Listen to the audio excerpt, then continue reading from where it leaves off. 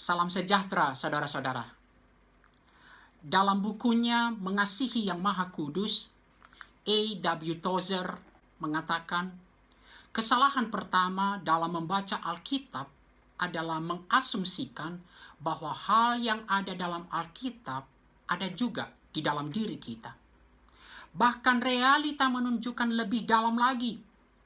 Apa yang kita yakini sekalipun, ketika berhadapan dengan realita, seringkali tampaknya kontradiksi, berbeda sama sekali. Topik kita kali ini adalah tentang pergumulan iman. Mari kita buka Alkitab kita, Mazmur 73. Mazmur 73. LAI memberikan judul Pergumulan dan Pengharapan. Mazmur Asaf. Sesungguhnya Allah itu baik bagi mereka yang tulus hatinya, bagi mereka yang bersih hatinya. Siapakah Asaf? Asaf itu seorang Lewi. Dan suku Lewi itu adalah suku yang ditetapkan untuk melayani di rumah Tuhan. Mungkin dia adalah seorang pemimpin biduan. Allah itu baik bagi mereka yang tulus dan bersih hatinya. Ini adalah satu keyakinan dari Asaf. Kata sesungguhnya di dalam bahasa Ibrani, amen, menunjukkan tak terlihat sedikit pun keraguan dari Asaf. Allah baik bagi orang yang benar, itulah keyakinan Asaf. Nah, apakah keyakinan itu sejalan dengan realita? Ayat 2 dan 3. Tetapi aku, sedikit lagi maka kakiku terpeleset. Nyaris aku tergelincir. Sebab aku cemburu kepada pembual-pembual. Kalau aku melihat kemujuran orang fasik. Kata tetapi menunjukkan keadaan yang sebaliknya. Ternyata realitanya sungguh sangat berbeda. Sungguh berbeda dengan keyakinannya. Aku cemburu melihat kemujuran orang fasik. Awalnya tampak seperti pergumulan personal. Kecemburuan melihat kemujuran orang fasik. Tetapi kalau kita lihat lebih dalam lagi, ini bisa bermuara pada persoalan kepercayaan kepada Allah. Yaitu Allah yang bergeser dari janjinya untuk memberkati orang benar dan menghukum orang jahat. Asaf mempertanyakan, apa artinya mengikut Tuhan? Ayat 4 dan 12 menggambarkan apa yang disaksikan oleh Asaf dan telah menyebabkan pergumulan yang hebat di dalam dirinya. Sebab kesakitan tidak ada pada mereka. Sehat dan gemuk tubuh mereka. Mereka tidak mengalami kesusahan manusia. Dan mereka tidak kena tulah seperti orang lain.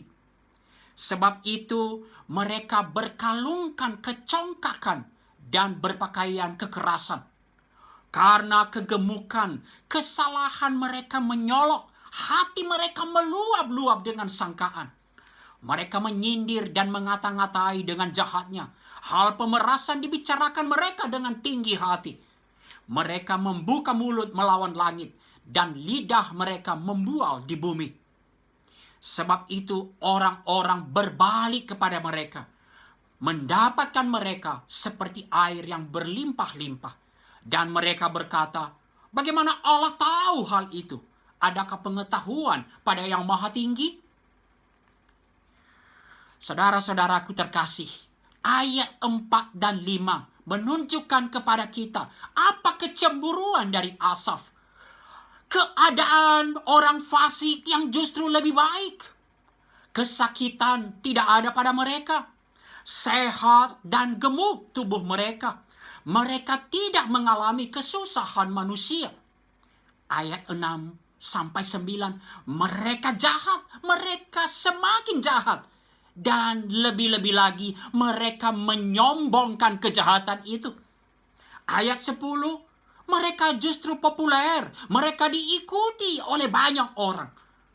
Dan ayat 11, mereka menyombongkan diri di hadapan Allah. Mereka seolah-olah mampu melakukan semua itu tanpa takut atau tanpa memperoleh hukuman Allah. Dan ayat 12 meringkaskan kecemburuan Asaf terhadap orang fasik. Itulah orang-orang fasik. Mereka menambah harta benda dan senang selamanya. Sebagai catatan, LAI menempatkan kata sesungguhnya di ayat 12 ini. Namun jika kita melihat bahasa aslinya yang ditunjukkan oleh banyak terjemahan Alkitab berbahasa Inggris, kata sesungguhnya ada nanti pada ayat 13. Nah, apa yang mau diungkapkan oleh Asaf? Orang fasik di tengah kejahatan mereka, di tengah kesombongan mereka, mereka justru makin kaya dan sangat senang selamanya. Dan itu sangat kontras dengan keadaan Asaf. Ayat 14, namun sepanjang hari aku kena tulah dan kena hukum setiap pagi. Sungguh sebuah pergumulan. Ada dasarnya mengapa Asaf mengalami kecemburuan terhadap orang-orang fasik. Dan ayat 13, inilah puncak frustrasinya Asaf. Inilah pengakuan yang sesungguhnya ada dalam diri Asaf. Ayat 13, sesungguhnya sia-sia sama sekali aku mempertahankan hati yang bersih dan membasuh tanganku tanda tak bersalah. Saudaraku, mari kita coba bandingkan dengan ayat 1 tadi. Keyakinan iman Asaf, sesungguhnya Allah itu baik bagi mereka yang tulus hatinya, bagi mereka yang bersih hatinya. Dan kini dia berkata, sia-sia sama sekali aku mempertahankan hati yang bersih. Realita yang sangat berbeda dengan apa yang diyakini, dan inilah yang disebut dengan pergumulan. Apa itu pergumulan? Pergumulan adalah ketegangan antara apa yang diyakini versus realita yang dihadapi. Knox Chamberlain dalam bukunya Paul and the Self, dia mengatakan, pergumulan Kristen adalah peperangan di dalam setiap aspek kehidupan Kristen. Menyaksikan ketegangan antara yang sudah already dan yang belum not yet di dalam pengharapan eskatologis. Apakah artinya ini? Di dalam penantian kita, di dalam pengharapan eskatologis, kehidupan kita sebagai orang-orang percaya, kita masih akan terus menghadapi pergumulan iman antara apa yang kita yakini dan realita yang kita hadapi. Mari kita ambil contoh, bicara tentang sukacita misalnya. Filipi 4 ayat 4 dan 5. Bersukacitalah senantiasa dalam Tuhan. Sekali lagi kukatakan, bersukacitalah.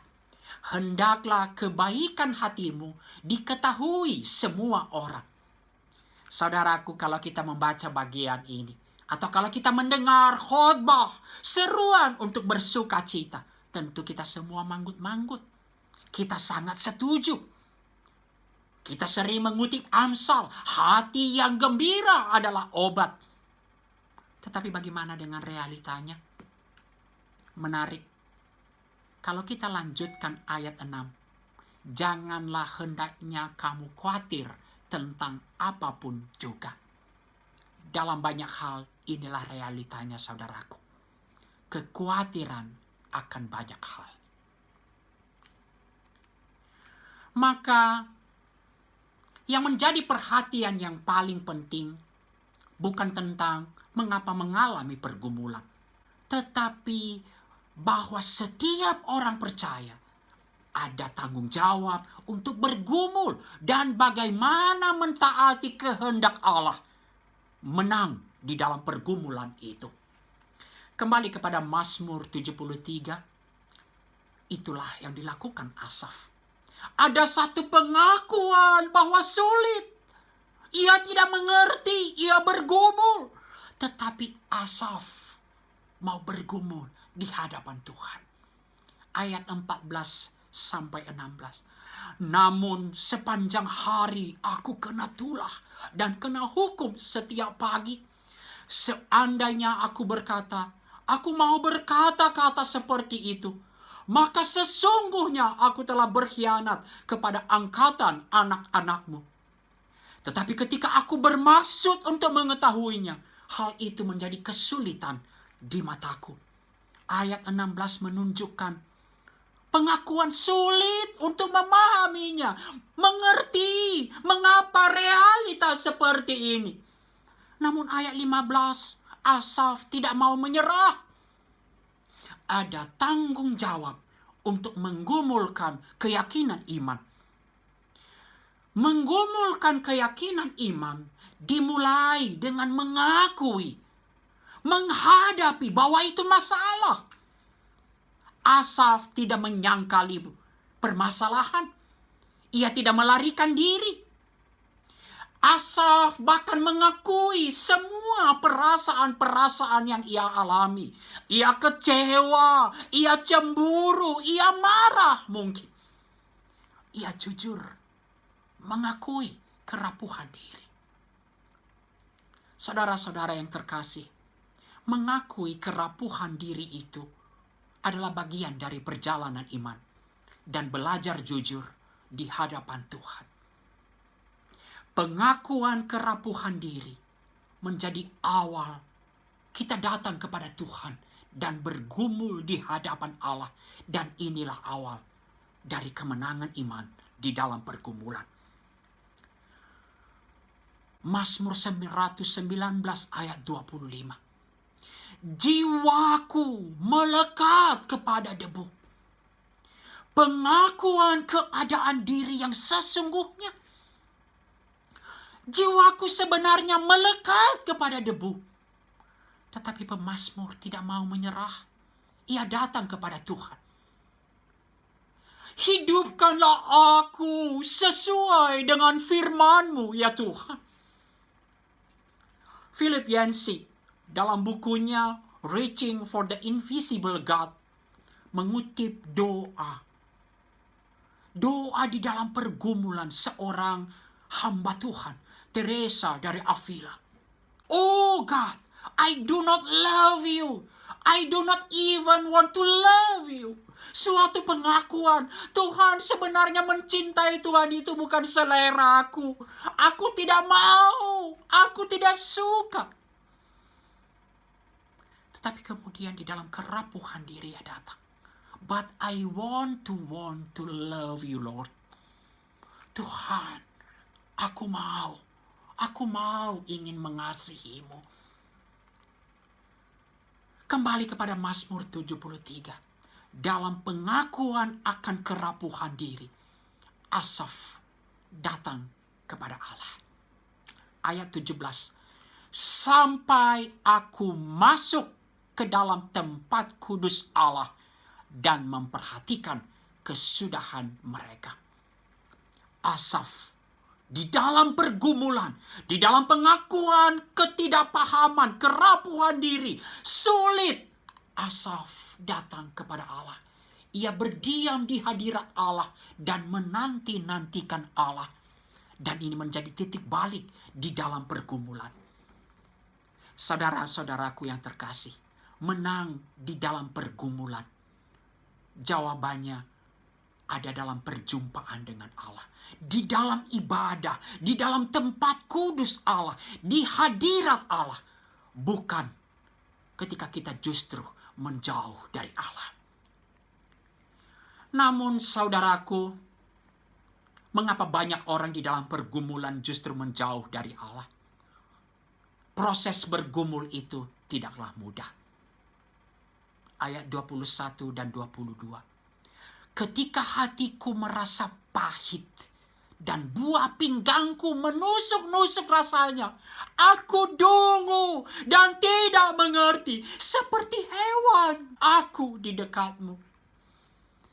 Menaklukkan diri dan menerima, mengerti kehendak Allah seringkali painful, menyakitkan.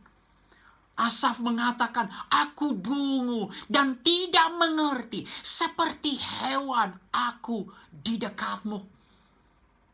Pergumulan juga membutuhkan waktu. Sehingga di dalam pergumulan, di dalam banyak mazmur ratapan, kita begitu sering mendengar seruan di dalam pergumulan. Berapa lama lagi ya Tuhan? Proses bergumul itu tidaklah mudah dan membutuhkan waktu. Tetapi ayat 23. Tetapi aku tetap di dekatmu. Engkau memegang tangan kananku. Dengan nasihatmu engkau menuntun aku. Dan kemudian engkau mengangkat aku di dalam kemuliaan. Pemazmur tahu. Sekalipun sulit, ia tahu hanya di dalam Tuhan dan hanya karena Tuhan beranugerah memegang, ada pengharapan di dalam pergumulan. Itulah sebabnya aku tetap di dekatmu, engkau memegang tanganku. Asaf menantikan Allah. Dalam kuasa dan kemurahan Allah bekerja. Di dalam anugerahnya Allah memegang tanganku. Allah menuntun aku. Allah mengangkat aku ke dalam kemuliaan. Inilah pengharapan yang pasti. Kemenangan di dalam pergumulan di hadapan Allah. Hal ini mengajarkan kita hal penting di dalam pergumulan iman.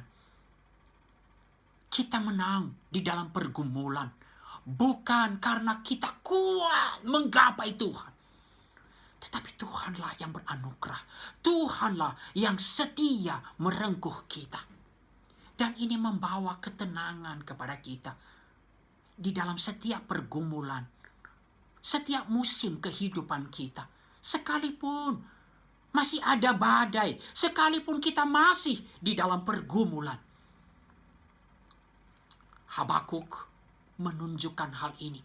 Di dalam pergumulan, di dalam pasal 1 ia berkata, berapa lama lagi ya Tuhan? Mengapa engkau menunjukkan hal itu? Tetapi di dalam pasal 2 ia berkata, aku akan menanti-nantikan Tuhan. Dan di dalam penantiannya akan Tuhan, Habakuk 3 ayat 16. Kesusahan yang lebih berat masih akan datang. Kesusahan justru belum hilang. Namun dia berkata, ketika aku mendengarnya, gemetarlah hatiku. Mendengar bunyinya, menggigillah bibirku. Tulang-tulangku seakan-akan kemasukan sengal. Dan aku gemetar di tempat aku berdiri. Namun dengan tenang, akan kunantikan hari kesusahan yang akan mendatangi bangsa yang bergerombolan menyerang kami. Namun dengan tenang akan kunantikan hari kesusahan.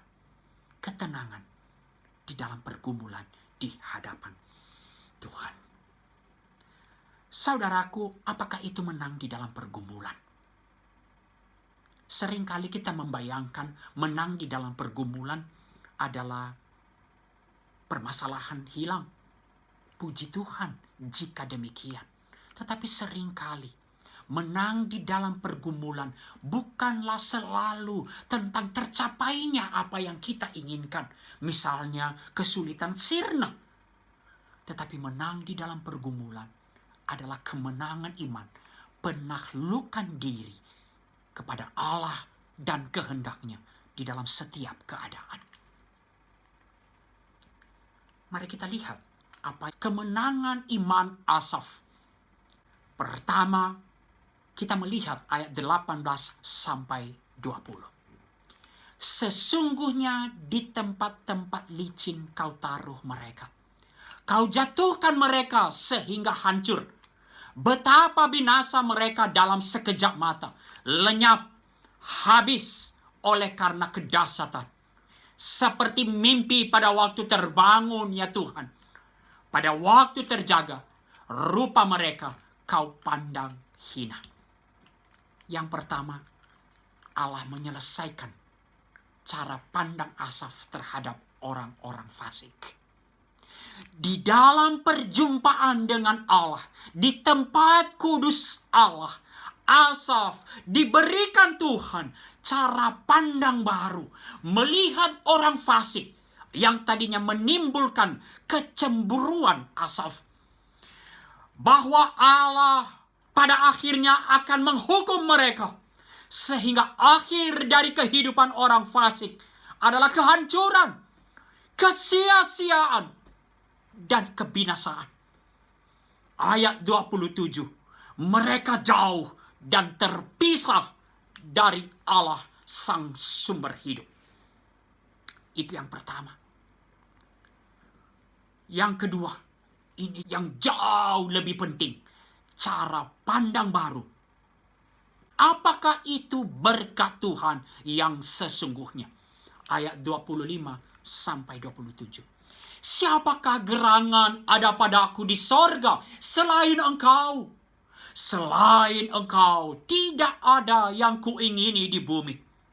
Sekalipun dagingku dan hatiku habis lenyap, gunung batuku dan bagianku tetaplah Allah selama-lamanya. Sebab sesungguhnya siapa yang jauh daripadamu akan binasa. Kau binasakan semua orang yang berzinah dengan meninggalkan engkau. Kemenangan iman dalam pergumulan adalah Allah adalah gunung batuku. Allah adalah bagianku untuk selama-lamanya. Apapun keadaan yang dihadapi. Saudaraku, pemazmur menemukan kembali bahwa ia memiliki hadiah, bagian yang terbesar, bagian yang terpenting, relasi dengan Allah. Dan di dalam relasi dengan Allah, Asaf bisa melihat bahwa Allah selalu menyertainya, menuntun dan memimpin kehidupannya. Dan bahkan akhirnya mengangkat pemazmur di dalam kemuliaannya. Kiranya kita semua terus bertumbuh dalam pergumulan kita. Menikmati apa yang dialami Asaf. Menikmati bahwa bagian yang terpenting, berkat yang terbesar adalah relasi dengan Allah. Penyertaan Allah, pimpinan Allah. Dan Allah memperbaharui kita. Di dalam kemuliaan yang semakin besar kita menikmati kemuliaan Allah. Dan akhirnya ayat 28, Asaf kembali mendeklarasikan imannya. Iman yang telah bertumbuh melalui pergumulan.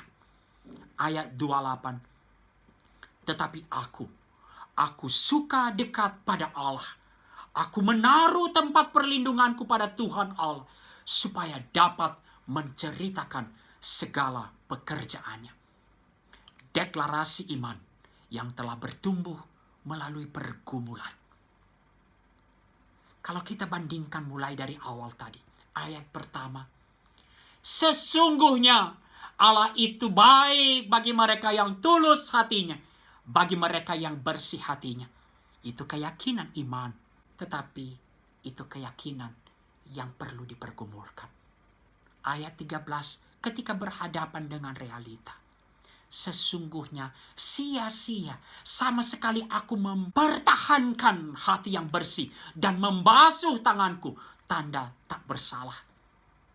Dan melalui pergumulan. Sekarang mungkin keadaan belum berubah. Tentu dia masih melihat orang fasik yang makmur. Tetapi ia mendeklarasikan, Aku suka dekat pada Allah. Aku menaruh tempat perlindunganku pada Tuhan Allah. Bahkan lebih jauh lagi, iman yang telah bertumbuh itu membawa suatu panggilan. Sekarang ia mau menceritakan segala pekerjaan Allah, supaya aku dapat menceritakan segala pekerjaannya. Saudaraku, apa artinya ketika kita berkata, aku percaya? Ketika kita berkata, aku percaya kepada Allah, tentu tidak di ruang kosong, tetapi di dalam realita kehidupan sehari-hari. Aku percaya bukan kata-kata kosong. Aku percaya itu di tengah seluruh pergumulan yang ada. Aku percaya kepada Allah di tengah sejumlah pertanyaan-pertanyaan kita tentang realita. Tentang pergumulan, perbedaan antara apa yang kita yakini, apa yang kita hadapi, apa yang kita inginkan, dan apa yang terjadi. Saudaraku, dalam surat Ibrani, surat yang dituliskan kepada jemaat yang berada di dalam pergumulan berat, penganiayaan, penulis surat Ibrani menguatkan jemaat Ibrani bahwa Yesus Kristus adalah perintis, pemimpin, dan penyempurna iman. Ini menunjukkan iman itu perlu digumulkan. Dan syukur kepada Allah, Yesus Kristus adalah perintis, pemimpin, dan penyempurna iman kita.